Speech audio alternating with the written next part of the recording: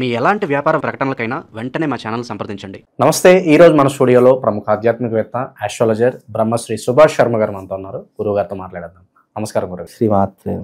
September మాసం విశేషంగా తులారాశి వాళ్ళకి ఏ విధంగా కలిసి రాబోతుంది? సో చంద్రగ్రహణం కూడా ఈ నెలలోనే ఉంది. మనకు గ్రహణం తాలూకు ఇంపాక్ట్ పాజిటివ్గా ఉంటుందా, నెగిటివ్గా ఉంటుందా, ఎలాంటి జాగ్రత్తలు తీసుకోవాలి గురువుగారు? తప్పకుండా తెలియజేస్తాను. ముందుగా ప్రేక్షకులందరికీ శ్రీమాత్రే నమః, శ్రీ గురుభ్యో నమః. నమో దేవ్యై మహాదేవ్యై శివాయై సతతం నమః. నమ ప్రకృత్యై భద్రాయై నిహతాం ప్రణతాస్మిత. తులారాశి వారికి గ్రహణం యొక్క ఎఫెక్ట్ ఏమాత్రం లేదు కనుక తులారాశి వారికి శుభయోగాలే ఉన్నాయి, అదృష్ట యోగాలే ఉన్నాయి తప్ప అంత చెప్పుకోదగ్గటువంటి నెగిటివ్ పాయింట్స్ అయితే ఏమీ లేవు. ఈ మాసంలో వీళ్ళు చాలా అనుకూలమైనటువంటి వాతావరణంలో ఉంటూ ఉంటారు, ముక్కుసూటిగా మాట్లాడుతూ ఉంటారు, డబ్బు సంపాదించడంలో ముందుంటారు, ధైర్య సాహసాలతో కూడుకున్నటువంటి పరిస్థితులు వీళ్ళ జీవితంలో ఏర్పడుతూ ఉంటాయి. అలాగే ఇన్ని రోజులు ఏవైతే కష్టాలు నష్టాలు అనుభవిస్తున్నారో వాటి నుంచి బయటపడడానికి ఇది మాసం చాలా అనువైనటువంటి మాసంగా తులారాశి వారి గురించి చెప్పుకోవచ్చండి. తులారాశి వారు చాలా నిక్కచ్చిగా ఉండేటటువంటి మనుషులు, న్యాయపరమైనటువంటి అంశాల్లో చాలా నిక్కచ్చిగా ఉండేటటువంటి వ్యక్తులలో ఈ తులారాశి వారు ఒకరు అని చెప్పుకోవచ్చు. వాళ్ళ ముందు ఏదైనా తప్పు జరిగినా లేదా వాళ్ళు ఏదైనా తప్పు చేద్దామని అనుకున్నా తప్పు చేయనటువంటి వారి వ్యక్తుల్లో ఎవరైనా ఉన్నారంటే అది తులారాశి వారు అని చెప్పుకోవచ్చు. అలాగే వాళ్ళ దగ్గర ఏదైనా సిస్టమేటిక్గా ఉండాలి, ఏమాత్రం అటు ఇటు అయినా కూడా భరించలేరు, అక్కడ ఉండలేనటువంటి పరిస్థితుల్లో కూడా తులారాశి వారు ఎక్కువగా ఉంటూ ఉంటారు. అయితే ఈ తులారాశి వారు ఈ మాసంలో అనుకున్నటువంటి పనులు సాధిస్తూ ఉంటారు. పూర్వీకుల ఆస్తులు కొనుగోలు చేసేటటువంటి అవకాశం కానీ లేదా పూర్వీకుల ఆస్తులు వీళ్లకు కోర్టు ద్వారా సంక్రమించేటటువంటి అవకాశాలు కానీ ఎక్కువగా ఉంటూ ఉంటాయి. పోలీస్ స్టేషన్ వ్యవహారాదులు కానీ చిక్కులు చికాకుల్లో ఇరుక్కున్నటువంటి వారు ఎవరైనా ఉంటే ఈ మాసంలో బయటపడేటటువంటి అవకాశాలు ఎక్కువగా ఉంటూ ఉంటాయి. అంటే కాంప్రమైజ్ చేసుకొని బయటకు వచ్చేటటువంటి అవకాశాలు కనిపిస్తూ ఉన్నాయి. ఆస్తులు కొనుగోలు చేద్దామనుకున్నా లేదా ఏదైనా మనకు ఆస్తులు రావాలనుకున్నా ఈ మాసం చాలా అనువైనటువంటి మాసంగా చెప్పుకోవచ్చు. వివాహం కానటువంటి వారికి వివాహ యోగం కలుగుతూ ఉంటుంది. ఇల్లు గృహము లేనటువంటి వారికి ఈ మాసంలో ఇల్లు కొనుక్కునేటటువంటి అవకాశం కానీ లేదా కనీసం ప్లాట్లైనా కొనుక్కునేటటువంటి అవకాశం కానీ ఈ మాసంలో ఈ తులారాశి వారికి ఏర్పడబోతూ ఉంటుంది. కనుక ఈ తులారాశి వారికి ఈ మాసం అదృష్ట యోగములు అని చెప్పుకోవచ్చు. అలాగే విదేశీ యానము, విదేశీ ప్రయాణం చేసేటటువంటి వారికి ఇది చాలా అనువైనటువంటి సమయము అని చెప్పుకోవచ్చు. ముఖ్యంగా వీళ్ళకి ఏంటి అని అంటే గనక ఖర్చులు అధికంగా విపరీతంగా చేస్తారు. ఖర్చులు కాస్త తగ్గించుకునేటటువంటి అవకాశాన్ని ఏర్పరచుకోండి. అలాగే ముఖ్యంగా ఒక ఏజ్కి వచ్చేసరికి మీ జీవితంలో కోరికలు విపరీతంగా పెరిగిపోతూ ఉంటాయి. కోరికలు తగ్గించుకునేటటువంటి ప్రయత్నం చేయండి. చెడు వ్యసనాలకు బానిస అయ్యేటటువంటి అవకాశాలు ఈ మాసంలో తులారాశి వారికి ఎక్కువగా ప్రారంభమవుతాయి. కనుక చెడు దారిన వెళ్లకుండా తగు జాగ్రత్తలు మీరే తీసుకోవాలి. ఎందుకంటే వెళ్ళే అవకాశాలు ఉన్నాయని చెప్పడం మాత్రమే మా బాధ్యత. వెళ్లకుండా మీ మనస్సుని, మీ జ్ఞానాన్ని, మీ బుద్ధిని కంట్రోల్లో చేసుకోవడము మీ చేతుల్లో ఉన్నటువంటి పని. కనుక చెడు మార్గం గుండా వెళ్లకుండా పరస్త్రీ వ్యామోహంలో కానీ డబ్బు వ్యామోహంలో పడిపోయి మీ యొక్క జీవితంలో ఉన్నటువంటి లక్ష్యాన్ని మర్చిపోయేటటువంటి ప్రయత్నం మాత్రం చేసుకోకండి. ఎట్టకేలకు ఈ మాసం వీళ్లకు కొద్దిగా అనువైనటువంటి మాసమే తప్ప అంత చెప్పుకోదగ్గటువంటి అంశాలు అయితే ఏమీ కనిపించట్లేదు. అలాగే రాజకీయ నాయకులకు, సినిమా రంగంలో ఉన్నటువంటి వారికి, సెలబ్రిటీస్కు ఇది చాలా అనువైనటువంటి మాసం అని చెప్పుకోవచ్చు. మంచి మంచి సినిమా అవకాశాలు వస్తూ ఉంటాయి, పెద్ద సినిమాలు చేసేటటువంటి పరిస్థితులు ఏర్పడుతూ ఉంటాయి. కాబట్టి ఇది చాలా అనువైనటువంటి మాసము అని చెప్పుకోవచ్చు. కనుక ఈ తులారాశి వారికి అద్భుతమైనటువంటి రాజయోగం సిద్ధిస్తుందండి. స్ట్రక్ అయిపోయిన అమౌంట్ మొండి బకాయిలు కూడా వచ్చే అవకాశాలు కనిపిస్తున్నాయి గురుగారు. ఈ మాసంలో తప్పకుండా మొండి బకాయిలు ఏవైతే ఉన్నాయో వసూలు చేసుకునేటటువంటి పరిస్థితులు ఏర్పడతాయి. ధైర్య సాహసాలు పెరిగేటటువంటి పరిస్థితులు ఏర్పడుతూ ఉంటాయి.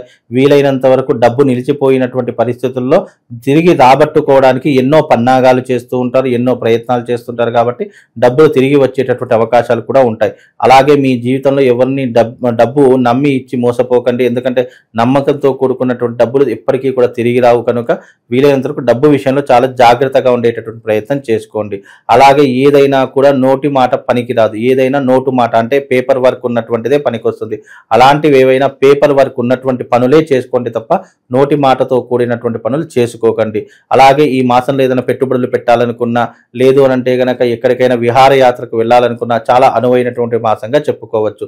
తప్పకుండా పెట్టుబడులు పెట్టాలి అంటే గనక స్టాక్ మార్కెట్లో పెట్టండి, గోల్డ్ బిజినెస్ మీద పెట్టండి, అలాగే భూముల మీద మీరు పెట్టుబడులు పెట్టండి. తప్పకుండా అది సఫలీకృతమయ్యేటటువంటి అవకాశాలు మీ జీవితంలో ఏర్పడతాయండి. ఇక విశేషంగా ఎలాంటి జాగ్రత్తలు పరిహారాలు తీసుకుంటే బాగుంటుందంటారు వీళ్ళు? ముఖ్యంగా ఈ తులారాశి వారికి వీలైనంత వరకు నేను ఒక శివశక్తి స్ఫటికలింగం ఇస్తాను. ఆ శివశక్తి స్ఫటికలింగాన్ని మీ ఇంట్లో పెట్టుకుని ప్రతినిత్యం దాని ముందర కూర్చుండి ఓం నమ శివాయ అనేటటువంటి పంచాక్షరి మంత్రాన్ని 108 సార్లు దాని ముందర కూర్చొని చెప్పుకునే ప్రయత్నం చేయండి. తద్వారా మీకు జీవితంలో ఉన్నటువంటి ఆటంకాలు, ఇబ్బందులు, ఆర్థికపరమైనటువంటివి, ఆరోగ్యపరమైనటువంటి అన్నీ కూడా పూర్తయ్యేటటువంటి అవకాశాలు ఏర్పడతాయండి. కొన్ని నక్షత్రాల వారికి, కొన్ని రాసుల వారికి ఈ గ్రహణం చెడుగా ఉంటే, కొన్ని రాసుల వారికి, కొన్ని నక్షత్రాల వారికి పాజిటివ్నెస్ ఎక్కువగా ఉంటుంది. శుభాలు చేకూరేటటువంటి అవకాశాలు కూడా ఉంటూ ఉంటాయి. ఎందుకంటే కొందరికి నష్టమయ్యేటటువంటిది మరి కొందరికి లాభం చేకూరుస్తూ ఉంటుంది. ఒక రోగికి నష్టము, డాక్టర్లకు ఫీజు కట్టాలి, అదే డాక్టర్కి లాభం, ఫీజులు వస్తున్నాయి కాబట్టి. అలాగే ఇక్కడ కొంత నష్టము కొంతమందికి లాభాన్ని చేకూరుస్తుంది కాబట్టి దీంట్లో శుభ అశుభ ఫలితాలు ప్రతి ఒక్క మానవాళికి ఏర్పడుతూ ఉంటాయి. ముఖ్యంగా ఈ గ్రహణ సమయాలలో పట్టు విడుపు స్నానాలు, గర్భిణీ స్త్రీలు పాటించేటటువంటి నియమాలు ప్రధానంగా ఉండి తీరాలి. ఎందుకంటే ఇది సంపూర్ణమైనటువంటి చంద్రగ్రహణము. ఈ చంద్రగ్రహణం అనేటటువంటిది ఆద్యంత పుణ్యకాలము అని దీనికి పేరు. అంటే పుణ్యకాలము అన్నదానికి అర్థం ఏంటి అంటే ఈ గ్రహణ సమయంలో జప తప హోమాలు ఎవరైతే ఆచరిస్తారో వాళ్ళకు దీని యొక్క రేడియేషన్ అంటే నెగిటివ్ ఇంపాక్ట్ తగ్గేటటువంటి అవకాశాలు చాలా మట్టుకు ఉంటాయి. ఇది కుంభరాశిలో ఏర్పడుతుంది కాబట్టి ఈ కుంభరాశి వారు ఈ గ్రహణాన్ని అస్సలు చూడకూడదు. అందులోని శతభిష నక్షత్ర జాతకులు ఈ గ్రహణాన్ని చూడకూడదు. మళ్ళీ ఏ రాశుల వారంటే మేష, వృషభ, మిథున రాశి వారు ఈ గ్రహణాన్ని చూడకూడదు. ముఖ్యంగా ఏ రాశులు కుంభ, మేష, వృషభ, మిథున 4 రాశుల వారు చూడకూడదు. శతభిష నక్షత్రము, పూర్వాభాద్ర నక్షత్రము ఈ రాశుల వారు కూడా ఈ నక్షత్రాల వారు కూడా చూడకూడదు. ఎందుకంటే శతభిష నక్షత్రంలో ప్రారంభమై పూర్వాభాద్ర నక్షత్రంలో ఎండ్ అయిపోతుంది కాబట్టి ఈ 2 నక్షత్రాల వారు కూడా ఈ గ్రహణాన్ని చూడకూడదు అని శాస్త్రం అంటే. ఓకే. సో కొన్ని రాసుల వాళ్ళకి ఇబ్బందికరమని మాట్లాడుకున్నాము. వాళ్ళు ఎలాంటి జాగ్రత్తలు తీసుకోవాలి? అంటే ముఖ్యంగా ఏ పనులు అవాయిడ్ చేయాలంటారు? అయితే ఎవరైతే ఈ నక్షత్రాలు శతభిష నక్షత్రం, పూర్వాభాద్ర నక్షత్రం ఎవరికైతే ఏర్పడుతుందో, ఎవరైతే ఆ జాతకులు ఉన్నారో తప్పకుండా ఆ యొక్క గ్రహణ సమయం అంటే రాత్రి 8 గంటలకు మా యొక్క ఆశ్రమంలో, మా యొక్క ఆలయంలో అరిష్ట నివారణ తంత్ర యాగం ప్రారంభమవుతుంది. మీరు ఎవరైనా శతభిష నక్షత్రం వారు, పూర్వాభాద్ర నక్షత్రం వారు ఉంటే గనక రండి, ఈ యొక్క పూజలు చేసుకోండి. గ్రహణ సమయంలో చేసేటటువంటి తాంత్రిక విధానాలటువంటి పూజలు కొన్ని ఉంటాయి, అవి వచ్చి చేయించుకుంటారు. అలాగే రాశులలోకి వస్తే గనక కుంభరాశి వారు తప్పకుండా ఆచరణ చేసుకోవాలి. మేష, వృషభ, మిథున రాశి వారు తప్పకుండా మా యొక్క ఆలయానికి వచ్చి ఈ పూజలలో పాల్గొనండి. ఎందుకంటే గ్రహణం యొక్క ఎఫెక్ట్, రేడియేషన్, నెగిటివ్ ఇంపాక్ట్ ఎక్కువగా ఈ నక్షత్రాల మీద, ఈ రాశుల మీద ప్రభావం చూపిస్తుంది. ఇక ఈ రాశుల వారికి నెగిటివ్ ఇంపాక్ట్ కదా, ఇక పాజిటివ్ ఇంపాక్ట్ ఉన్నటువంటి రాశుల్లో ముఖ్యంగా 4 రాశులు ఉన్నాయండి. ఒకటి కన్యా రాశి వారికి మహర్జాతకం పట్టబోతుంది ఈ గ్రహణ యొక్క ఎఫెక్ట్ వల్ల. అలాగే ధనస్సు రాశి వారికి మహర్జాతకం పట్టబోతుంది. మీన రాశి వారికి మహర్జాతకం పట్టబోతుంది. అందులోనూ సింహరాశి వారికి, ఈ 4 రాశుల వారికి ఈ గ్రహణ సమయం వల్ల మహర్జాతకం పట్టబోతుంది. ఓవరాల్గా తులారాశి వాళ్ళ పరిస్థితి, అలాగే ఎలాంటి జాగ్రత్తలు తీసుకోవాలి చాలా బాగా వివరించారు ఈ మాసంలో. ధన్యవాదాలు.